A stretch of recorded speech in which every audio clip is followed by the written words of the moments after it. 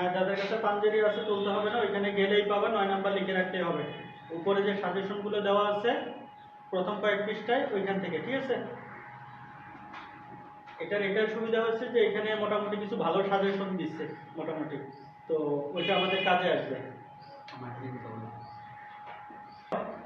এই প্রশ্নটার সমাধান করতে পারো বা না পারো, কিন্তু এখানে কিছু বোঝার জিনিস আছে। প্রথমটা দেখো, এইখানে cos থিটাটাকে পিছনে লিখছে, সামনের সংখ্যাটা লিখছে। তুমি বলতে পারো যে আমরা তো এটাও লিখি যে ধরো x * 4, তাহলে x 4 এভাবে লিখলেও সমস্যা নাই, আবার 4x লিখলেও সমস্যা নাই, আমরা এইভাবে লিখি নাকি। কিন্তু তুমি যখন এইটা আছে তখন কিন্তু এইটাকে সামনে দিয়ে এটাকে পেছনে দিয়ে লিখতে পারবে না, এটাকে পেছনে লিখতে পারবে না। কেন? কারণ cos এর পেছনে যা থাকে সেটা হয় থিটা, cos এর পেছনে sin এর পেছনে যা থাকবে তা হবে কি থিটা। এটা থিটা না, এটা সহগ হিসেবে ব্যবহার করা হয়েছে। তো এরকম x চলক থাকলে তুমি আগে পরে সহগগুলোকে লিখতে পারো, কিন্তু যখন sin cos tan করবা তখন কিন্তু অবশ্যই সহগগুলোকে সামনে লিখতে হবে। অর্থাৎ আমি যেটা বুঝাইতে চাইছিলাম সেটা হচ্ছে তুমি যখন cos কমন নিবা তখন সেটাকে পিছনে নিবা, যখন তুমি কোনো কিছু কমন নিবা cos sin এগুলা কমন নিবা, ওগুলা পেছনের দিকে নেওয়ার চেষ্টা করবা। আচ্ছা যাই হোক, এখন আরেকটা বিষয় দেখো, থিটার মান কেমন হবে, থিটার মান কেমন হবে। থিটার মান হবে 0 ডিগ্রির চেয়ে বড়, অর্থাৎ 0 ডিগ্রি থিটার মান আসবে না, মাইনাসও আসবে না বা নেওয়া যাবে না। আবার 90 এর চেয়ে ছোট, অর্থাৎ 90 ডিগ্রি বা তার চেয়ে বড় নেওয়া যাবে না, 90ও নেওয়া যাবে না, কারণ 90 এর চেয়ে ছোট।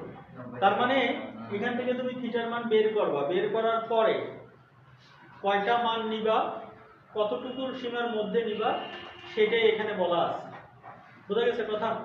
এবার পরেরটাতে আসো। টিচাররা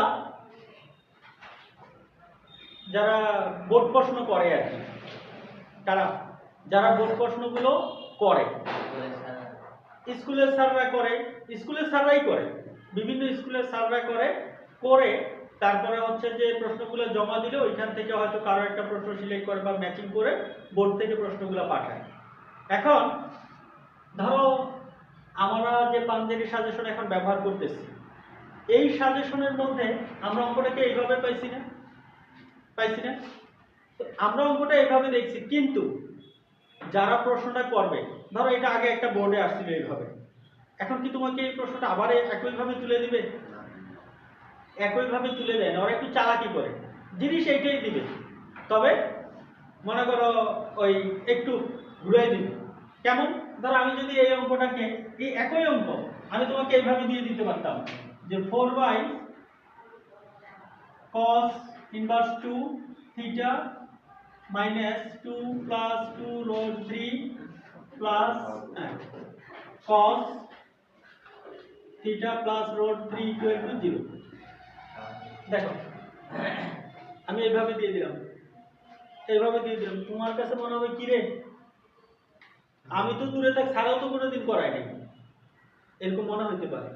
আরো যদি চালাকি করে তখন কি বলবে যে এই cos থিটা সমান m, উপরে উদ্দীপকে দিবে কি cos থিটা সমান m দিয়ে প্রশ্ন বানাবে এইভাবে 4/m inverse 2 plus minus 2 road 3m plus road 3 equal to 0।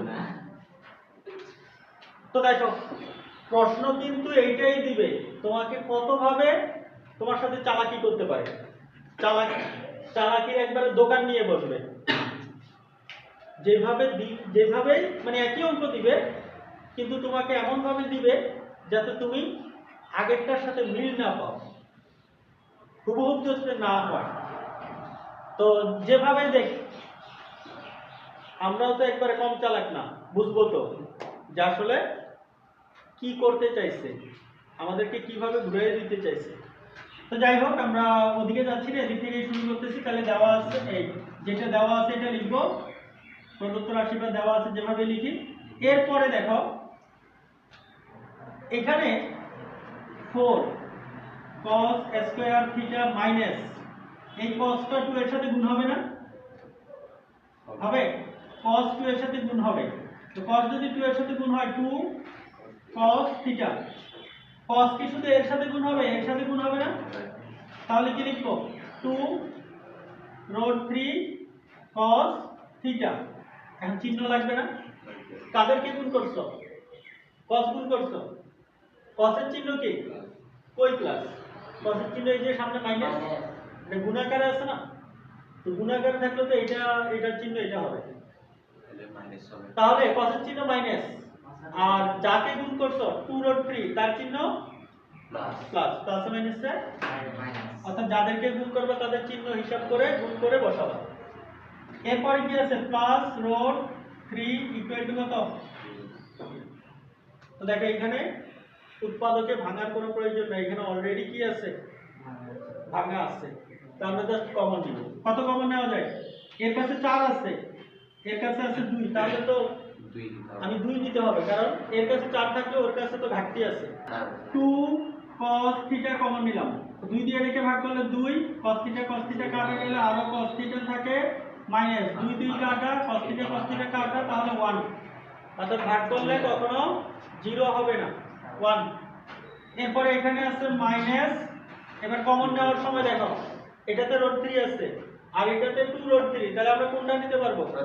যেটা কমন সেটা মিল রুট 3, তাহলে 2 থেকে গেল, cos থেকে গেল। এটা পরে লিখি, রুট 3 কাটা 1 0। তো তুমি দেখো এটা দিয়ে এটাকে ভাগ করছো নাকি? তো এটা দিয়ে এটাকে ভাগ করলে এটার চিহ্ন কি? প্লাস। এটার চিহ্ন কি? প্লাসে মাইনাসে মাইনাস। কারণ আমরা বলছিলাম যখন গুণ আর ভাগ করব তখন তাদের চিহ্নগুলো যাতে গুণ আর ভাগ করেই বসাই, গুণ করে। চিহ্নগুলো তো আর ভাগ হয় না, গুণ করে। তাহলে এতটুকু পাইলাম।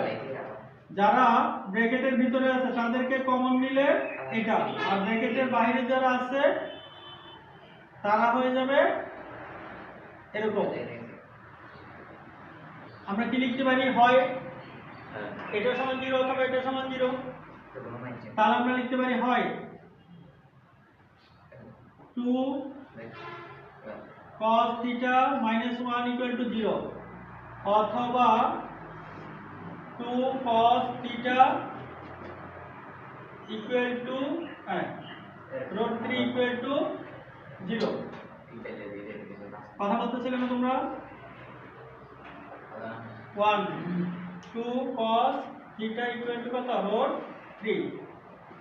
এরপর দেখো cos থিটা 1/2 আর এখানে cos থিটা রুট 3/2। সমস্যা আছে না? তো কথা আলোচনা নাই। এরপর দেখো এখানে cos আছে না? এখানেও তুমি cos লিখবা, ঠিক আছে? এবার cos এর সাথে কত ডিগ্রি দিলে হাফ পাওয়া যায়? 60 ডিগ্রি। তাহলে cos চলে গেল, থিটার মান হিসাবে 60 ডিগ্রি থাকে। এদিকে cos থিটা তুমি এদিকেও লিখবা, cos থিটা লিখবা না, cos এর সাথে মান দিতে হবে। কত ডিগ্রি? 30 ডিগ্রি। cos চলে গেল, থিটার জন্য থাকলো 30 ডিগ্রি। তো দেখো তো মান কত পেলাম? 30 ডিগ্রি 60 ডিগ্রি আছে? লিমিটের মধ্যে আছে। তাহলে আমরা লিখতে পারি সুতরাং হ্যাঁ থিটা 30 ডিগ্রি 60 ডিগ্রি। বুঝছো? প্রশ্ন করবা?